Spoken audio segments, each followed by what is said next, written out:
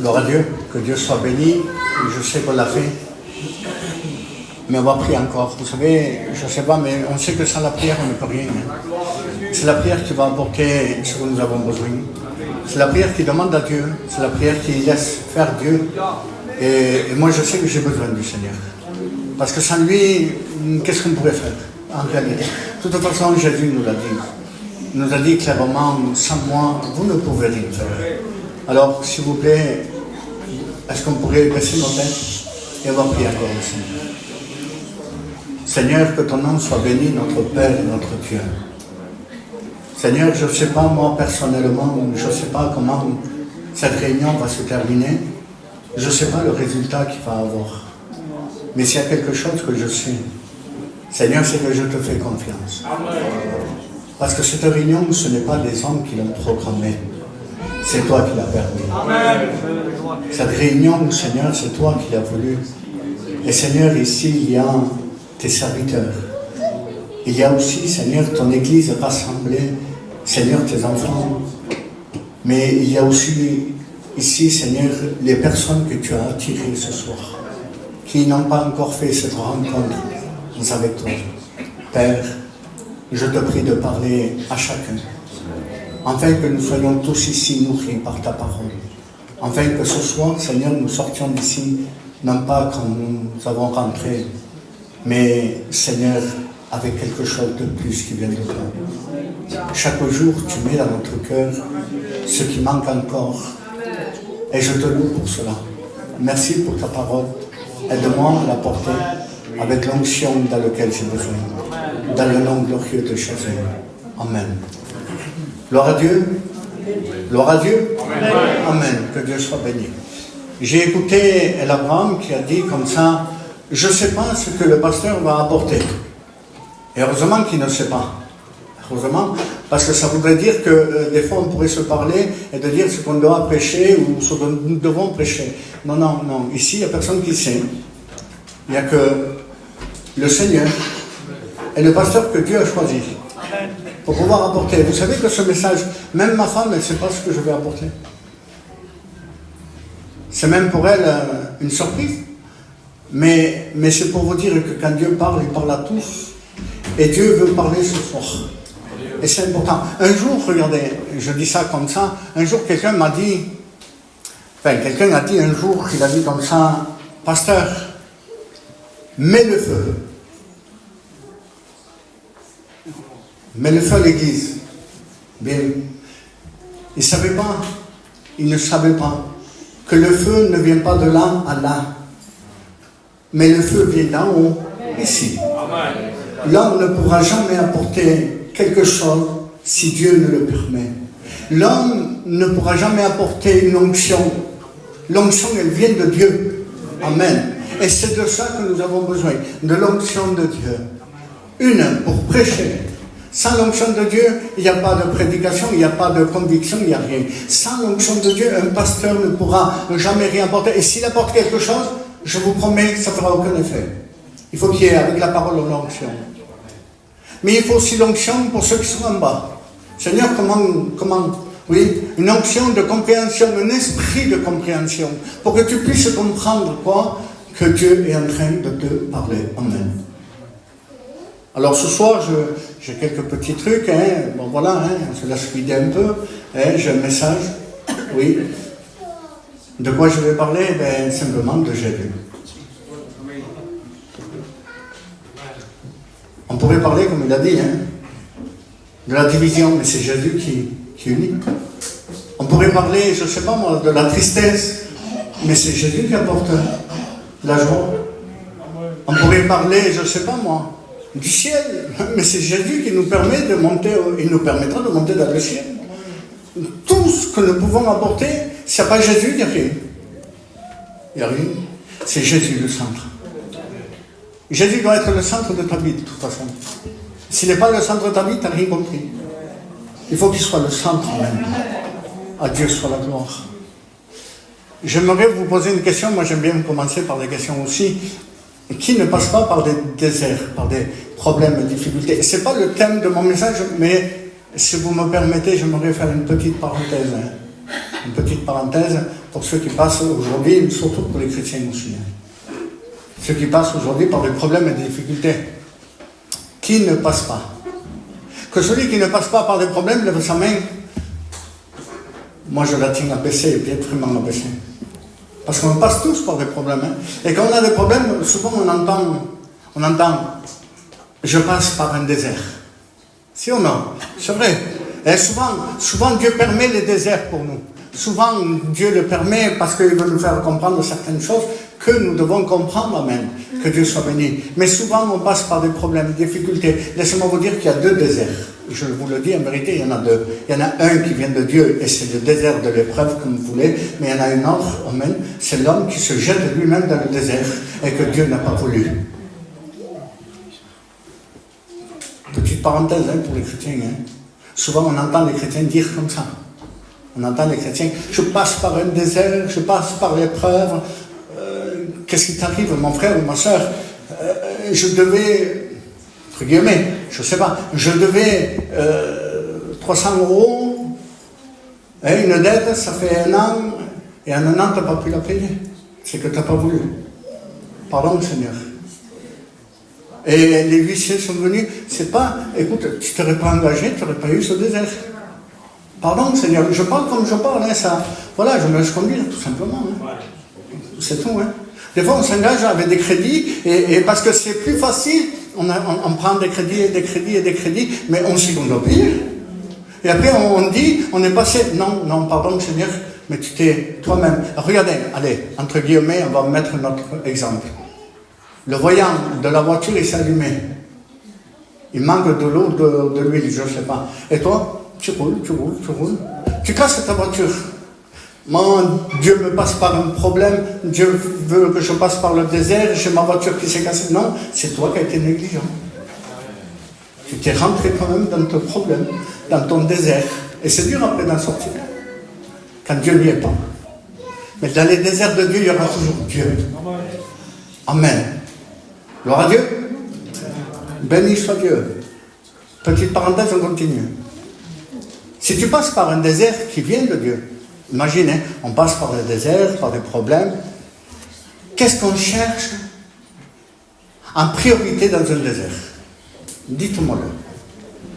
On va s'en sortir, oui, bien sûr, s'en sortir.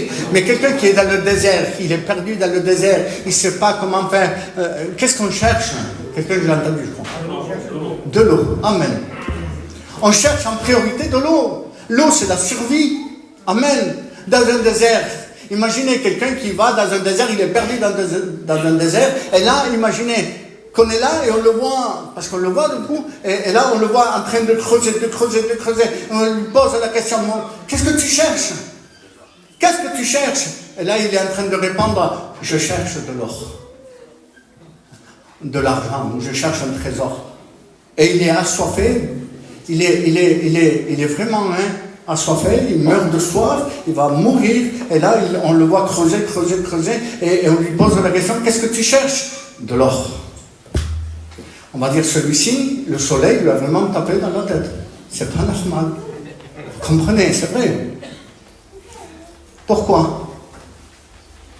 Parce que dans un désert, dans le monde, excusez-moi, dans le monde, l'or est plus précieux que l'eau. Prenez une bouteille d'eau, ça vaut quoi? 1 €. Prenez un lingot, vous savez combien ça vaut un lingot? 1 gramme d'or. C'est rien. L'or est plus précieux que l'eau dans le monde. Mais dans le désert, l'eau est plus précieuse que l'or. Ah oui. Je pourrais passer dans un désert, être mort de soif, tu pourrais m'apporter un lingot d'or, même 10 lingots si tu veux, et tu m'apportes une carafe d'eau. Laisse-moi te dire que je choisirais la carafe d'eau. Pourquoi? Parce que l'eau, c'est ma survie. Tu passes par un problème. Regardez comment je le dis. Tu passes par un problème, mettons dans un désert, tu passes par le désert de la maladie. Tu passes par le désert de la souffrance. Tu passes par le désert je ne sais pas moi, des problèmes, des difficultés. Chacun, on sait le désert dans lequel on passe.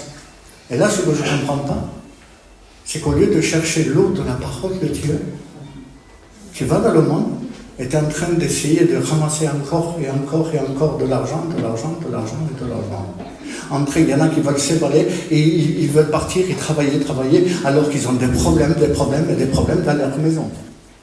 Au lieu d'aller chercher, puiser l'eau, ils veulent trouver de l'or. C'est pas normal. Ce qui va arranger ton affaire, ce qui va te procurer la vie chez toi et enlever tout, c'est l'eau de la parole. Tu passes par un problème, ne cherche pas autre chose. Cherche l'eau de la parole. Mets-toi du matin au soir en train de prier Dieu, de lire la parole. Viens écouter la parole parce que tu en as besoin. J'ai ma famille qui sont en train de passer par le désert. Et ce que je vous dis, je leur ai dit à eux aussi. Ils sont en ce moment, ils sont à la Timone. Un petit bébé a été opéré, 8 heures d'opération. Croyez-moi que c'est vraiment un désert. Ils n'ont pas voulu. Ils n'ont pas voulu ça. Mais ils passent par un désert. Qui veut qu'un enfant soit à l'hôpital, 8 heures d'opération, 2 mois le bébé. Il y a des fois qui... Le papa et la maman ne sont pas convertis. Mais les grands-parents, c'est mes cousins.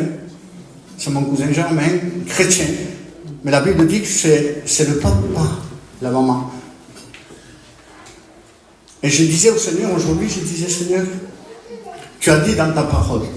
Je priais Dieu, ça fait 2 jours que je prie comme ça. Je dis, Seigneur, tu as dit dans ta parole que tu ne prendras pas les péchés des parents sur les enfants. C'est-à-dire que tu ne culpabiliseras pas les enfants à cause des parents. Tu l'as dit dans ta parole, Seigneur. J'ai dit, Seigneur, ce bébé, il est innocent, il n'a rien à voir avec ça, avec ses parents, qui te connaissent, ils n'ont pas voulu te suivre, ils n'ont pas voulu accepter. Tant pis, Seigneur. Tu t'arrangeras avec eux. Là, je te prie pour le bébé. Accorde-lui la vie, s'il te plaît. Il est innocent, il n'a rien. C'est pas sa faute. Je dis alors, Seigneur, étends tes mains et garde-le. Voilà ma foi. Je sais que Dieu agit. Alors, si tu passes par un problème, amen, tu passes par un problème, mets-toi devant Dieu. C'est ce que je dis à ma famille.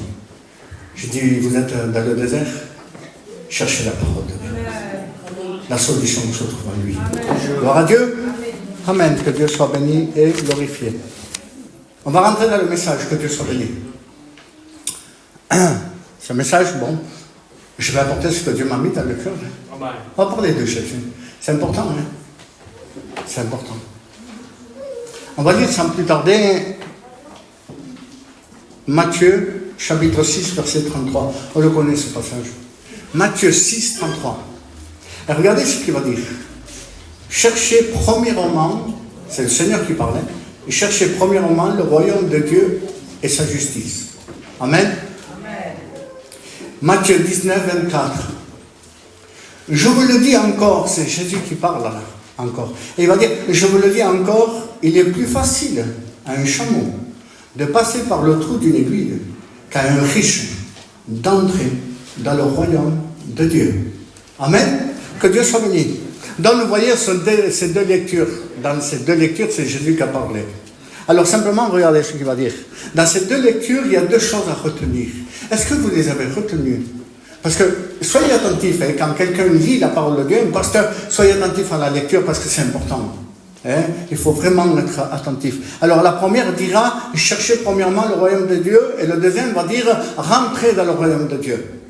Il est difficile à un risque de rentrer. Donc il y a 2 choses à retenir, 2 paroles à méditer, et cela c'est chercher et entrer.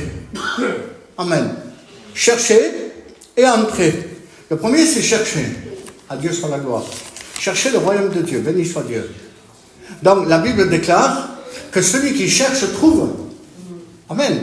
Celui qui cherche trouve. Ok. D'accord, pasteur, tu as raison, celui qui cherche trouve. Mais nous devons chercher. Mais comment chercher et où chercher?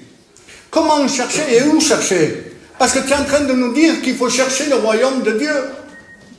Et là, tu pourrais me dire, oui, mais Dieu, le royaume est avec Dieu, et Dieu est dans son ciel.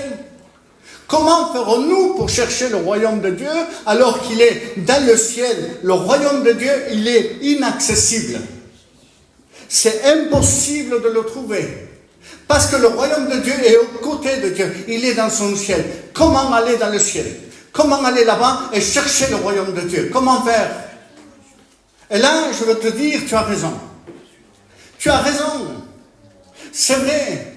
Tu as une bonne excuse de dire, on ne peut pas. Je ne peux pas me convertir, je ne peux pas être sauvé parce que je ne peux pas chercher le royaume de Dieu, il est inaccessible. Tu as raison, tu as une bonne excuse. Mais béni soit Dieu. Amen. Que cette excuse, elle va exploser. Elle va être anéantie, enlevée. Pourquoi? À cause d'un verset. Regardez ce qu'il va dire dans Luc au chapitre 10, verset 9. Il va dire, le royaume de Dieu s'est approché de vous. Amen. Que Dieu soit béni. Le royaume de Dieu s'est approché de vous. C'est vrai que le royaume de Dieu, il était inaccessible, impossible de le trouver. Mais Dieu, dans sa grâce, regardez ce qu'il a fait. Il a envoyé son royaume sur la terre. Que Dieu soit béni. Afin que quoi? Afin que toi, tu puisses le trouver. Afin que toi, tu n'aies pas d'excuse de dire c'est pas possible, il est inaccessible. Aujourd'hui, il est accessible. Amen. Que Dieu soit béni. Il est accessible. Et ce n'est pas impossible de le trouver. Bien au contraire. Alors, qu'est-ce qui se passe? Alors Dieu, béni soit Dieu. Comme Dieu a écouté ses prières, comme Dieu a vu qu'il était inaccessible, Dieu savait tout. Alors, qu'est-ce que Dieu a fait? Eh bien, Dieu va demander à son royaume à lui, de venir sur terre, afin que toi, comme je dis, tu puisses le trouver. Je te promets que tu n'as aucune excuse. Tu n'auras aucune excuse devant Dieu. Alors, regardez ce qu'il va dire. Que le royaume de Dieu, c'est qui? C'est Jésus. Quand il va dire le royaume de Dieu s'est approché de vous, il parlait de Jésus. Il parlait de lui-même. Le royaume de Dieu, c'est Jésus. Jésus est roi. Amen. Et un roi est un royaume. Amen. Il a son royaume. Il est lui-même le royaume de Dieu. Que Dieu soit béni. Alors il va dire que le Seigneur Jésus, c'est lui-même le royaume. Béni soit Dieu. Et ce royaume s'est approché de toi parce que Jésus s'est approché de toi. Jésus, laisse-moi te dire qu'à cet instant, il est à côté de toi. Je te promets. Parce que la Bible ne ment pas. Parce que Jésus dit toujours la vérité. Il a dit dans sa parole. Il va dire, 2 ou 3 réunis à mon nom, je me trouve au milieu de vous. Il l'a dit, il le fait, il est là. Amen. Le royaume est là. Jésus est là. Parce qu'il a dit. Alors, cherchez. On n'a pas beaucoup à chercher aujourd'hui. Il est là. Béni soit Dieu. Il y a autre chose à faire. C'est entrer. On ne peut pas se contenter que, amen, que de le chercher. Béni soit Dieu, si tu l'as trouvé, qu'il est là, béni soit Dieu. Mais on ne se contente pas que de ça, il faut rentrer, puisqu'il est dit qu'il faut rentrer dans le royaume. Et là, j'ai un passage dans la Bible qui dit en Jean au chapitre 10, verset 9, Jésus a dit, je suis la porte, celui qui rentre par moi sera sauvé. Quand tu rentres par cette porte qui est Jésus, tu rentres dans le royaume. Amen. Béni soit Dieu. Je me permets une petite parenthèse encore, qui est importante. De rentrer dans le ciel. Je ne voulais pas le dire, mais je le dis.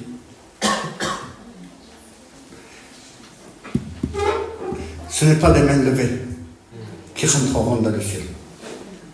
Pardon, Seigneur, je dis la vérité. Je vais vous dire quelque chose, un petit secret. Ça m'est arrivé il y a quelques jours déjà. 5 heures du matin. Je dormais, fatigué. Je vous promets que, je ne sais pas, c'est toujours comme ça avec Dieu et avec moi. Je ne sais pas qu'est-ce qu'il a, Dieu, à 5 heures du matin. Je ne sais pas qu'est-ce que Dieu a avec moi à 5 heures du matin, mais chaque fois, il me réveille à 5 heures du matin. Je regarde la montre, c'est 5 heures. J'ai dit, Seigneur, ça ne peut pas se tromper, c'est Dieu qui parle de toute façon. Quand il veut parler, il prend lui l'heure qu'il veut. Et là, je me sens secoué. Je vous promets que c'est vrai, je ne dirai pas ça parce que je ne veux pas manquer le ciel. Je ne suis pas menteur et le mensonge n'invente pas de le ciel. Je me sens secoué et là j'entends une parole. J'entends Dieu me parler au plus profond de mon cœur. Mais quelque chose d'énorme. Et là, comme on dit en espagnol, los ojos pegados, c'est-à-dire avec les yeux à peine ouverts. J'entends Dieu parler et dire, j'en ai assez des mains levées. Je ne comprenais pas. Je dis, Seigneur, c'est quoi? Et Dieu répète, j'en ai assez des mains levées et pas assez des yeux qui pleurent de repentance. Et Dieu me donne un message avec ça. Et il me dit, Claire, que je sais qu'il y a des pasteurs ici, s'ils veulent me reprendre, ils me reprendront. Mais je vous dis la vérité, ce que j'ai reçu. Dieu m'a dit comme ça, qu'on est rentré dans un système religieux. On est rentré dans un système religieux. On fait croire aux gens, tu vas accepter le Seigneur, lève ta main. On fait des appels. La main levée n'est pas c'est pas important, enfin c'est pas important, Seigneur, c'est pas interdit de faire un appel pour lever les mains. C'est le système qui est devenu pas bon. C'est vrai. Quand on fait des appels, celui qui va accepter le Seigneur lève sa main. Mais c'est le système qui est derrière, la pensée des gens qui ne sont pas bonnes. On dirait aujourd'hui, tu veux accepter le Seigneur, tu veux être sauvé, lève ta main. Il lève la main, c'est bon, t'es sauvé, c'est faux. Amen. T'es pas sauvé. On ne peut pas, nous les pasteurs, moi, Tono, à partir de maintenant, depuis que Dieu m'a parlé, c'est fini. Je ne veux plus rentrer dans ce système. Dieu m'a dit, brise-le ce système. Brise-le. Parce que les religieux ne rentreront pas. Vous êtes en train, il m'a dit comme ça à moi, vous êtes en train de tromper le peuple en bas. Ils ne se repentent pas. Ils ne savent même pas ce que c'est une repentance. Et vous voulez les faire rentrer dans le ciel alors qu'ils ont levé simplement leurs mains. Aujourd'hui, les gens ne pleurent plus. Aujourd'hui, les gens ne pleurent plus. Parce que les pleurs, c'est signe de repentance. Une main levée, vous savez ce que c'est selon la Bible. Hein? Une main levée, ce n'est pas un signe de repentance. Une main levée, c'est un signe d'adoration à Dieu. Amen. Et je peux vous le prouver, il y a des centaines de versets dans la Bible qui le disent. David va dire, je lève mon cœur vers toi et je lève mes mains vers toi. D'abord le cœur, après la main. Aujourd'hui, il n'y a que les mains et les cœurs ne sont pas. Oh. C'est qu'on est rentré. Ce n'est pas le but de mon message, mais je vais faire cette parenthèse. Même si on reste ici jusqu'à minuit, ce n'est pas grave. Il vaut mieux écouter une vérité, même tard, que pas des mensonges très courts. Je me laisse conduire. À Dieu soit la gloire. Pierre, premier message de Pierre. Premier message de Pierre. Après avoir reçu l'onction, après avoir reçu ce qui avait été promis, le Saint-Esprit, amen. Premier message de Pierre. Pierre prêche. Il prêche quoi, Pierre? Il prêche quoi, Pierre? Il prêche la croix. Ce Jésus que vous avez crucifié, c'est la croix. Il est en train de prêcher la croix. Et les gens en bas, ils vont être touchés dans leur cœur. Oui, la prédication de la croix touche les cœurs.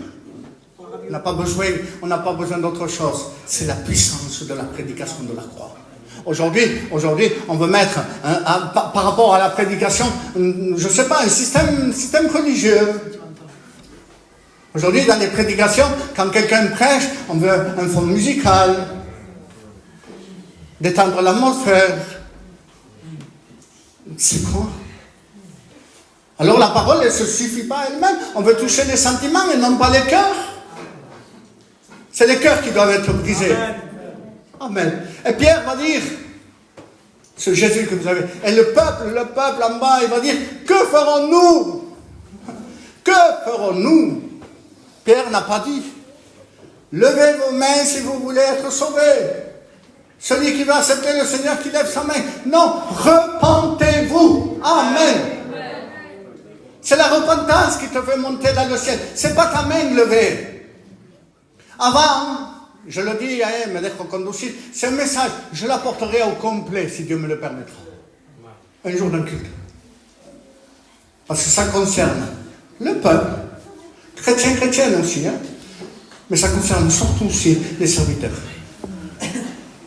Brisons le système religieux. Brisons-le. C'est pas bon. C'est pas bon. Je vous promets que c'est pas bon. Dieu en a assez de ça. Les gens ne se repentent plus. Ne se repentent plus. Et s'il n'y a pas de repentance, il n'y a pas de ciel. Jésus a dit, repentez-vous. Premier message de Jean le Baptiste. repentez-vous. Jésus a dit, repentez-vous. Si tu ne te repens pas, le ciel est fermé. Gloire à Dieu. J'arrête avec ça, parce que je ne vais pas non plus tout vous dire du message de... Hein? On va rentrer dans un autre domaine. Parce que là, j'ai parlé un peu pour nous, les chrétiens aussi. Et là, je m'aurais rentré dans ce message. Le royaume de Dieu. Écoutez, Jésus est venu. Jésus est venu. Il n'est pas venu faire une autre religion. Il est venu sauver. Le royaume de Dieu s'est approché pour te sauver. Et pas pour faire de toi un religieux. Quelqu'un qui ne rentre pas dans le ciel. C'est trop important la parole de Dieu. Trop important. C'est tellement important que souvent je me dis, Seigneur, est-ce que je suis à la hauteur, moi, de prêcher ta parole, Seigneur? Non. Tellement important, la parole de Dieu. Et Dieu se sert de nous, des hommes, Abraham, se sert de nous, serviteurs, pour qu'on puisse parler selon l'onction du Saint-Esprit, selon la parole de Dieu, selon ce que Dieu veut. Mais c'est tellement important, Seigneur. On ne va pas manquer une réunion.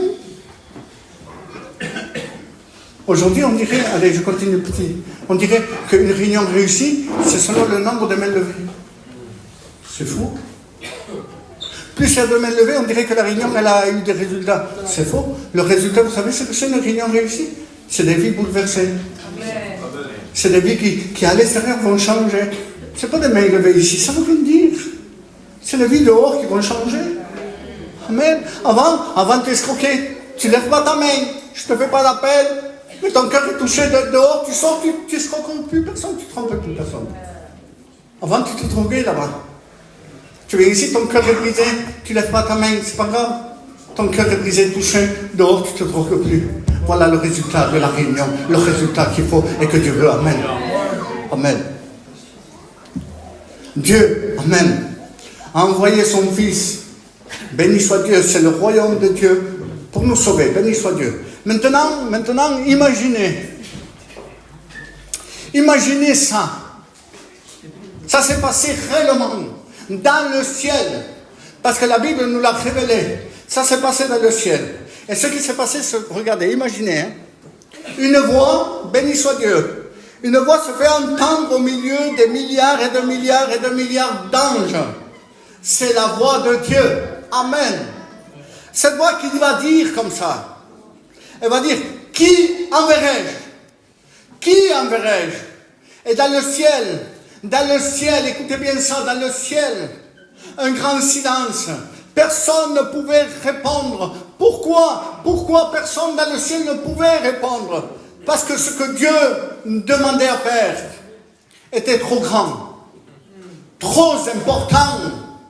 Aucun ange, aucun archange, aucun chérubin, aucun séraphin, et des milliards il y avait là-bas. Aucun n'a pu répondre à cet appel. Aucun. Tous. Lo digo en español, todos se callaron, tous se sont tus. Amen. Mais béni soit Dieu. Béni soit Dieu, Amen.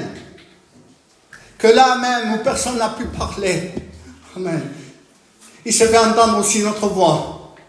Une autre voix parmi tant d'anges, au milieu de tous les anges. Il s'est fait entendre une voix. Cette voix, c'est la voix du Fils unique de Dieu. Amen. Cette voix, c'est la voix du Christ qui va dire, envoie-moi, j'irai. Amen. Que Dieu soit béni. Moi, à votre place, j'aurais dit Amen. Parce que si Jésus ne vient pas, on serait tous perdus. Amen. Jésus a dit, envoie-moi, j'irai. Et là, maintenant, ce n'est pas la Bible qui le dit, c'est ton nom. Pardon, hein?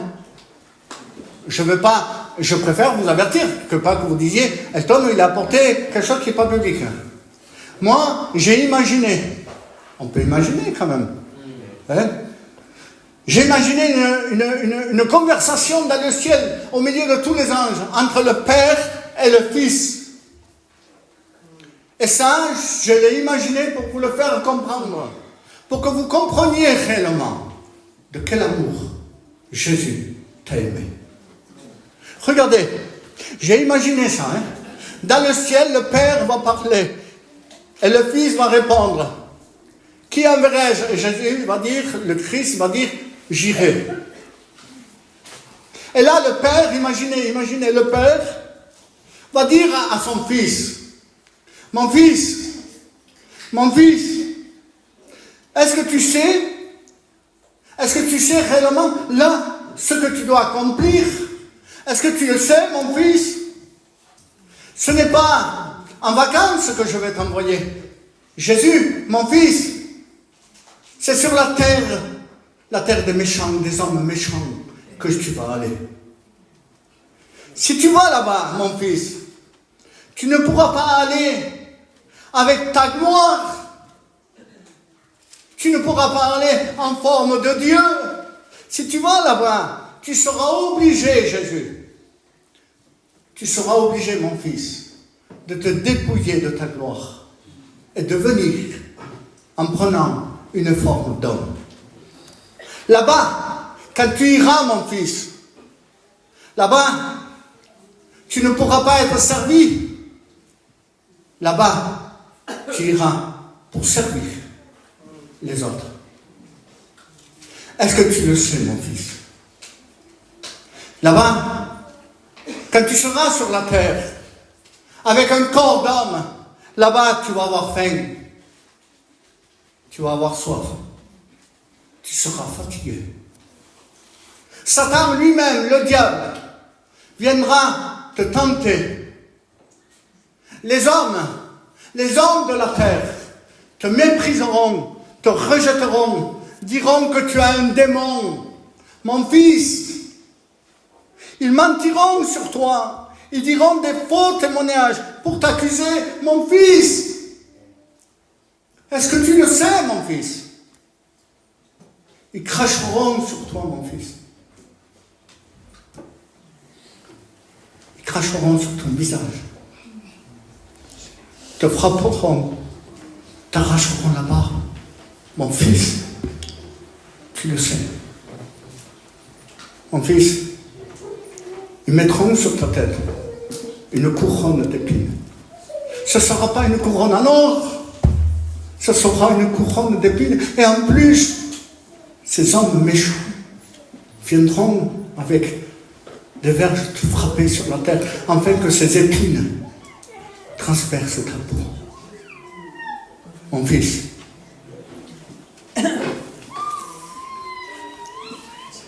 là-bas, ils vont te fouetter jusqu'au sang. Jusqu'au sang. Ton dos, mon Fils, sera comme un champ labouré. Tu seras méconnaissable. On ne te reconnaîtra plus. Tu auras ta figure déformée, des coups et de la douleur. Mon Fils, en plus, ils vont te charger d'une croix et t'amèneront sur un mont qu'ils ont appelé Golgotha. Mon Fils, là-bas, quand tu seras sur le mont Golgotha, là-bas ils prendront tes mains, prendront tes pieds, et là-bas, ils vont les clouer. Sur cette croix, mon Fils, tu vas tout déverser, tout ton sang sera déversé. Et à partir de ce moment, à ce moment précis, mon Fils, tu devras prendre tous les péchés de tous les hommes représentants. Tu devras prendre sur toi leurs mensonges, toi qui es la vérité.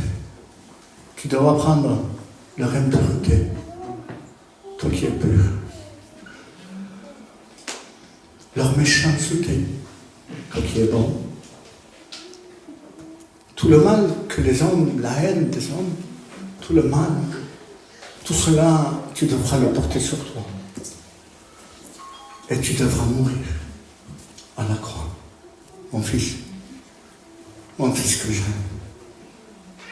Mon Fils que j'aime. Est-ce que tu le sais? Et là, Jésus va répondre. Père, je le sais, parce que je suis comme toi. Omniscient, je sais tout. Je sais tout. Oui, Père, je le sais. Je sais, Père, je sais que je devrais beaucoup souffrir, énormément. Mais j'y vais quand même. J'y vais quand même. J'y vais quand même. Et là, j'imagine ces milliards d'anges qui ont écouté ces paroles. Ces milliards d'anges qui ont écouté cette conversation du Père et du Fils. J'imagine, Seigneur, qui vont dire comme ça, les anges, les archanges, les chérubins, les séraphins, qui étaient là, qui ont entendu. Ils vont dire comme ça, ils vont dire, mais Seigneur, sachant que tu vas tant souffrir, sachant cette douleur que tu vas passer, sachant tout cela, Seigneur, pourquoi et en plus, sachant que les hommes vont te rejeter, pourquoi tu vas y aller? Ils vont te mépriser, ils vont te rejeter, ils vont te frapper, tu vas souffrir, alors qu'ils ne te veulent pas. Pourquoi, Seigneur? Et Jésus va répondre. Il va dire comme ça. Pourquoi?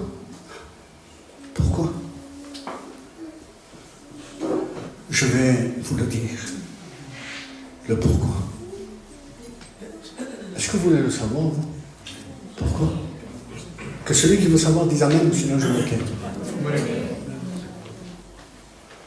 Pourquoi Jésus est venu alors qu'il savait toute la souffrance qu'il devait endurer? Vous savez aussi que je suis sûr que Jésus savait tout ce qu'il devait endurer. Parce que dans l'Ancien Testament, dans le livre des Psaumes 22, Jésus va décrire sa souffrance. Le Christ va décrire sa souffrance. Psaume 22.